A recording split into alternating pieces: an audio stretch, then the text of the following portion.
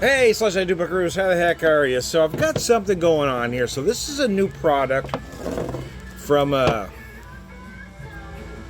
Banter Brewing. It's their Keynote Hard Cola, and it is just, wow, man. It is amazing. 5%, and it is great on its own. It really is. However, I'd love it as a highball base. So doing kind of a classic whiskey and Coke here. This is just the cola on, or whiskey and cola, I should say. Should name a name brand.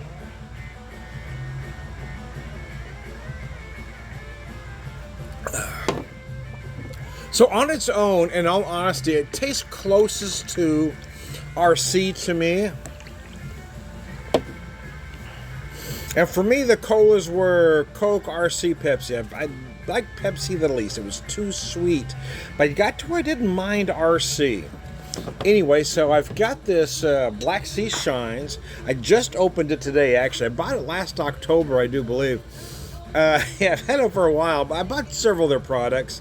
I just kind of set that one on a shelf and kind of forgot about it. Decided to open it today because I thought it'd be perfect in this capacity. Because here's the thing, you don't want the smoothest bourbon in the world in this. You don't want to go raw gut, don't get me wrong. But you want a whiskey with a little bit of an edge, which is why I decided to go with this one.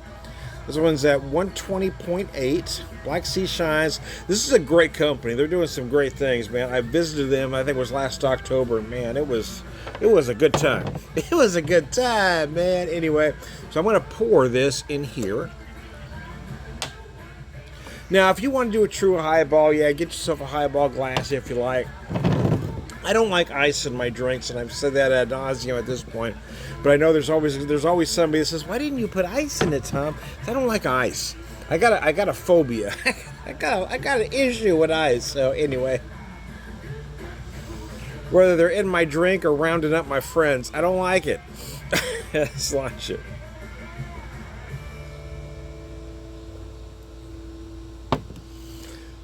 Gosh, that's gorgeous. So what this whiskey does is it kind of mellows out the sweetness of those cola notes.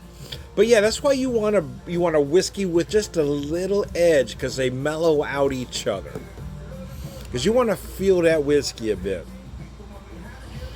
Now you don't necessarily need to go 120 proof, but looking at the products I had on hand, I really wanted to see how this reacted to this cola, and quite frankly, it's amazing.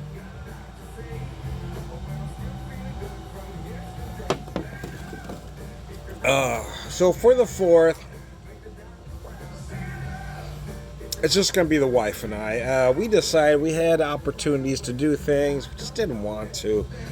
It's been a tough one. This is our first 4th of July without our grandson, Ben. And he really loved this holiday. I think maybe that's why I've been struggling. I couldn't figure out why I was fighting depression so hard.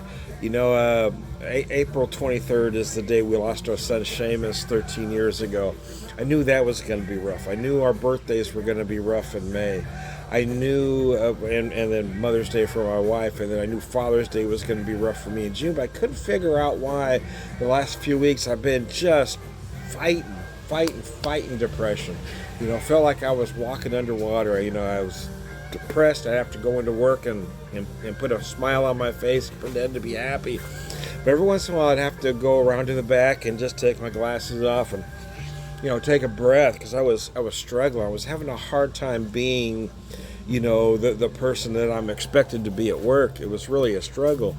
But I think a lot of it is just not having been around this 4th of July has really hit me hard.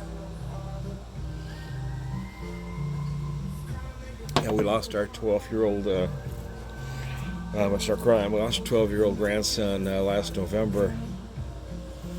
Just senseless bullying, and just struggling with life in general, right? I mean, our humanity seems to be gone. We've got people supporting a known rapist pedophile in the White House, and I feel like our society has just lost its humanity, and I'm just struggling to find, I don't want to say peace with it all, but trying to understand why and how we've become what we've become.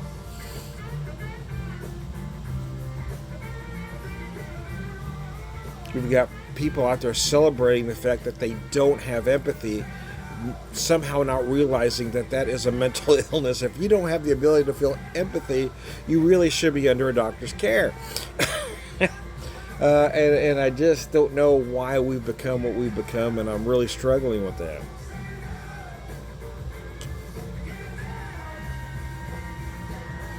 I think just, it's one of those domino things. I couldn't figure out why.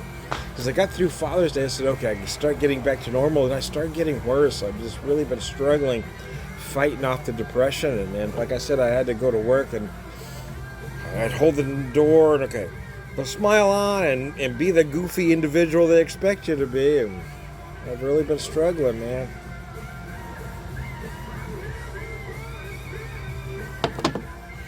Pour the rest of that in there. Might put some more bourbon in there, but when I thought about using a bigger glass, I said, I don't want to put some perspective on it. This hard cola, though, is just insane. What they've done with this is amazing. I don't know that I've never had a hard cola this good. It is crazy. But it is because of the flavors, and because of what it does, it's tailor-made for a highball, man. For customers, I did this, not with this whiskey, but with another whiskey, did sort of a whiskey and Coke kind of thing. But for one of my favorite regulars, I did turn it into a Cuba Libre, right? Added some rum.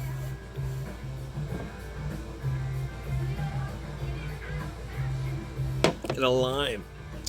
But for one really discerning customer, we were talking about different ways to take it. I said, well, rum would be good. I said, hey, I've got a rum barrel rye. Oh, that's the next level.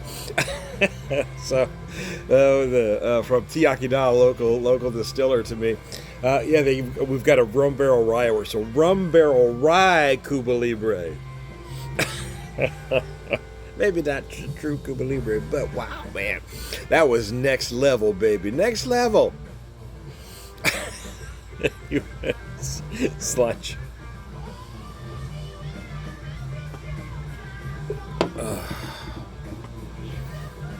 This stuff is really good. I'm surprised because I'm not a seltzer guy. I don't typically like hard stuff, imitations of. But this stuff, this thing is just so beyond gorgeous, man. I can't believe what they did with it.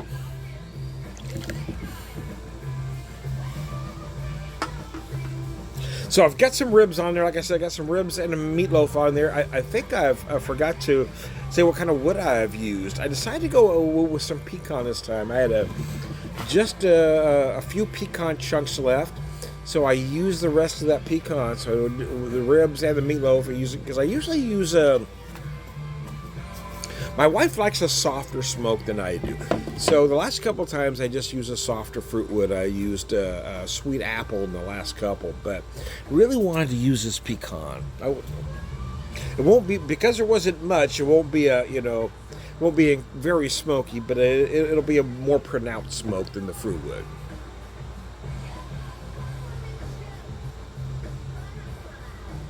But she wanted a wet rib this time. We usually do a dry rib.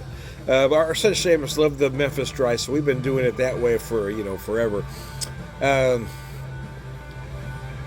But she wanted a wet rib this time, so I'm going to leave it on this. I don't do the 3-2-1. Not that I think it's a failed method. I just for let me say it this way. Using the pit barrel, it's a method that I don't need to use, and I'm not a fan of wrapping. Let me just say that. And I don't need to. So typically if I just do the dry rub, I just put the rub on there, set it on that smoker for 4 hours, and it's done. I don't need to wrap a damn thing. It's ready.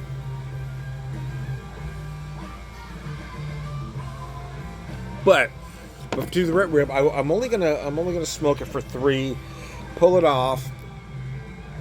I'm gonna add the sauce, and then put it back on a grate for an hour. It's not gonna wrap at all. It doesn't need to wrap. I know there are some that say you gotta do it. No. When you're wrapping it, what you're essentially doing is steaming it, right? You're steaming it. You might get to that fall off the bone rib, but I don't want that fall off the bone rib. I want that meat to just pull off when you put your teeth on. I want it to fall off the bone. I want it to just come off the bone easy. So if I'm doing the Memphis dry rub, 4 hours, and it's just like that every time. But here doing the wet rib, yeah, I'm gonna put the sauce on, put it back on a grate. It's gonna sit for an hour. And it won't need to wrap at all to be exactly how I don't want it steamed. That's why I'm not a fan of wrapping. I don't want it steamed done. Because essentially, if you wrap it, that's what you're doing. You're steaming it. Hell, you might as well be boiling it. Fuck. No, that's not true. I'm just being, I'm being a little facetious. But no, I'm just not. I'm no. It's a method a lot of folks like to use. I'm not saying it's wrong per se. I'm just saying I don't like to use it. For the way I like my ribs done, I don't like to wrap. I don't wrap anything.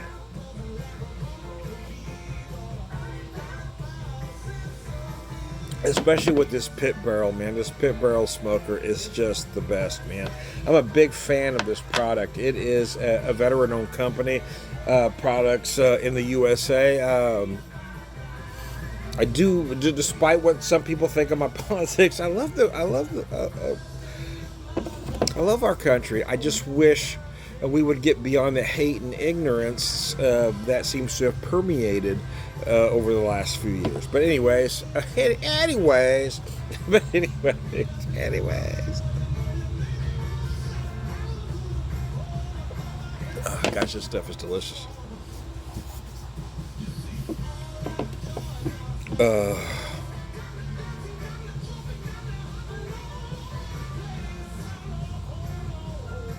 Maybe it was just me, not being in that celebratory mood. Trying to kill a bug there. So, celebratory mood. Again, because of the loss of our grandson and things that are going on. But as I've been seeing on social media, there are a lot of folks that just aren't feeling celebratory because of the things that are going on in our country right now. And we could be great. We have the ability to.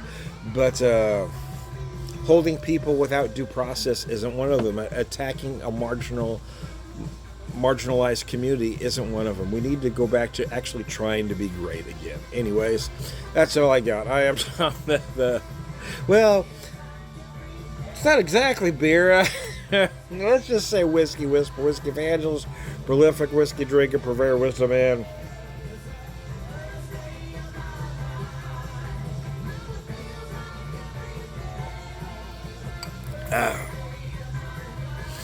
All right, good guys. Sarge, thanks for tuning in.